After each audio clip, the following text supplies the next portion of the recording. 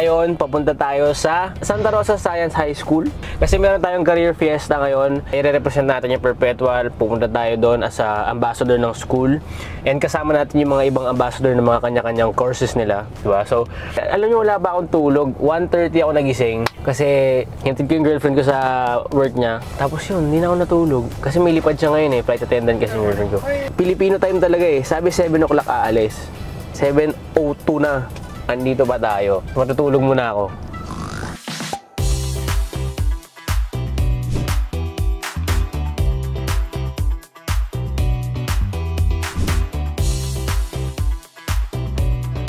Okay, so nandito na tayo ngayon sa Santa Rosa Science High School and ayun, dun yung stage para to sa mga career path ng mga magiging college na kunwari ka-graduate na sa K-12, makakapili silang ano yung gusto nila. So kung ako sa inyo, punta na kayo sa Perpetual dahil maganda talaga sa school natin.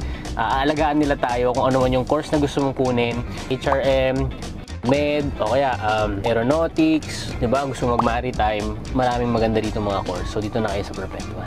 So hinihintay natin yung mga estudyante dito tapos tingnan natin kung ano yung mangyayari. Uy, pakita mo si Sir Jade oh. So Sir Jade, shoutout naman sa'yo. Ito si Sir Jade, kaibigan ko to, close to sa akin pero bihira to mag-reply. Pag chinat mo to ngayon, magre-reply ito mga 3 days after, mga ganun. Thank you, Edric ko. Si Doc, ito yung nag-aalaga sa akin sa Perps, si Doc Pete. So pag gusto nyo mag-enroll sa Perpetual, punta na kayo sa marketing doon, hanapin si Doc Pete. Si Doc Pete bahala sa inyo, promise. Sobrang bay ni Doc Pete. Visit us at University of Perpetual Health System Laguna. Ayan, number 1. I love Perpetual. I love Perpetual. Ito yung pinakamagandang course.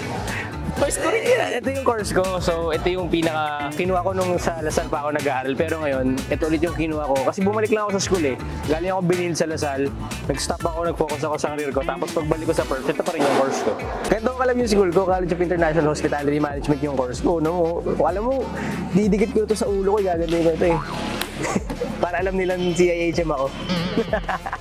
Proud sa course po. Oo, boy. Alam mo, may kwento ko sa inyo. Si Benji kanina, nagbe-vape. Nagpapahangin daw siya. Sabi niya, wala naman sisita sa akin dito na taga-Perps. Hindi siya sinita ng taga-Perps. Sinita siya ng taga dito sa school na to. Sabi sa kanya, Sir, sa school po tayo, sir. Baka ano lang yung vape. Okay, so finally, magsa-start na tayo ng event para sa Perpetual and then mamaya may event tayo. Sumama na lang kayo sa akin. Okay, so ngayon, magsisimula na event natin. Sorry hindi pa pala nagmo-montage eh. Ngayon pa lang. In 3, 2, 1...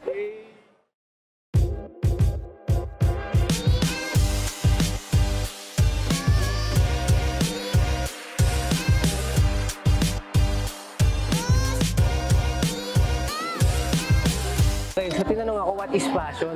Diba? Passion. May sagot ako dyan. Pag yung kaibigan mo may gagawing kalokohan, passion. O si Sir, alam niyo si Sir Jade, sa mga mahiling mo basketball dyan, madakdak to. Ang lupit nito.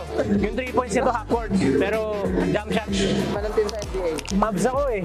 Kaso pinatry sila ko eh. O di, Kyrie. LA. Age. Tenorio. Tenorio daw. Hindi kasi kaka-trade lang niya, no? Hindi Luka. Oo, tinikli. Ganda nung game 1 niya eh.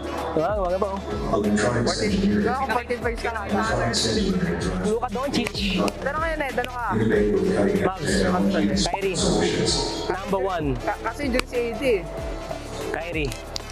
Kyrie pa rin ako. Pag gumaling si AD, parang Kobe and Shaq yun. Pero anong reaction mo dun sa trade ni... Nagulat ako. Kasi anong reason mo ba trade? Oo, biglaan yun. Out of nowhere trade. Lahat nagulat, buong mundo nagulat. Player ka ng Mavs. Actually si Mark Cuban, yung dati nangyari. Parang nakapanood ako dun sa podcast ni Pat Bev. Kaya isa kasi sa NBA player din. Parang umiyak siya, diniscuss niya. Parang ako na napanood. Nalungkot siya. Eh, si Sir, talaga magaling to. Sir, pakita mo kami crossover mo. Luka Doncic. Oo nga, ganun no? So, what's up mga choy? Gagawa tayo ng barbecue kasi meron tayong bisita ngayon na darating. So, si Mother Bats, pupunta siya dito sa bahay dahil mag-shoot kami ng content. Si Mother Bats nga pala is sa mga producer sa Channel 7. So, pupunta siya dito ngayon pero handa muna natin yung barbecue na pinangako namin sa kanya and mag-shoot tayo ng mga contents mamaya. So, samahan nyo kami. Grabe ngayon naman ako ng phone vlog. Sobrang tagal. Alam niyo yung huli kong phone vlog siguro 2022? Basta tagal na. Pero anyway, samahan nyo ako. Let's go. Ito yung mga ihahanda nga pala natin. Lumpiang gulay at saka yung barbecue na pinangako natin kay Mother Bats. And syempre, ito yung tutulong sa akin, ang aking head chef, master chef. Aking mother. So, tutulungan niya tayo ngayon. So, baka nagtataka kayo, bakit ako naka-phone vlog? Well, kasi mag-shoot kami mamaya ng content ni Mother Bats and yung mga camera ko, kina-charge ko dun sa kabila. So, maganda yung shoot namin. Abangan nyo na lang yan. Ibang content yan. Pero ito yung barbecue. Itong barbecue na to, secret to. Ang daming tao may gusto nito pero secret lang natin to ha. Sa amin lang to.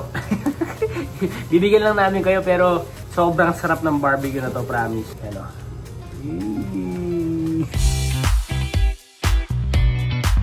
Kung merong Annabel Rama sa buhay ni Richard, merong Annabel Rosales sa buhay ni Edric, kaya ng aking mother. Yan. So, medyo aligagana kami, nagmamadali na kami kasi si Mother Bats pupunta dito ng mga 1 o'clock or 1 o'clock siya alis sa kanila. Eh, mukhang mabilis na naman yung biyahe, may expressway. Ay, nag-iayos pa kami. Ano unahin natin, ma? Turon muna, pinapainit lang yung mantika.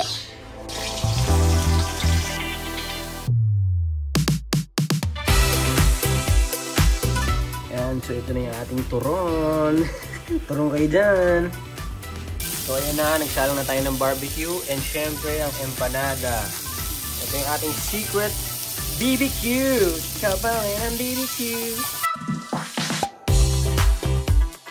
Yan, so ito pala yung update natin na barbecue and sa turon.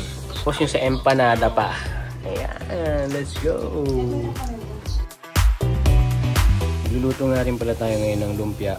So, lumpia, empanada, barbecue, tapos mag-order lang tayo mamaya ng pandagdag. Okay, so dito na yung pagkain natin. Savory, savory, pinabasa ng iba. Pero ito yung mga niluto kanina. Wala pa si Mother, nintay pa natin. Yun, so ito nga pala yung fit natin today. Simple lang. Ayan, t-shirt, pants, and then slides lang. So, ayun, hintayin natin si Mother kasi mag-shoot tayo ng content sa kanyang channel. So, abangan nyo yun sa channel niya. I-share natin yun. And, syempre, mag-shoot din ako ng ibang content pa bukod dito sa channel ko. So, abangan nyo yun. Dito tayo sa entertainment. Ayan, so may ginagawa kami ni Benji dito. Inaayos namin yung wallpaper ng onte. Kasi umangat na dahil hindi ko alam kung anong ginawa dito nung nagbayad kami ng malaki. Pero, eto. Yan, di ba? Ganda na ulit. Oh, parang wala nangyari. Hello. You're here finally. Yes. Thank you so much for inviting me. Hindi po. Thank you dahil po dahil binigyan niyo kami ng oras, syempre. Of course, Edric. Thank you, Mother. So, ano po? Wala. Pasok po tayo sa loob. Tara. Sige, Sige po. Tara, Mother. Let's go.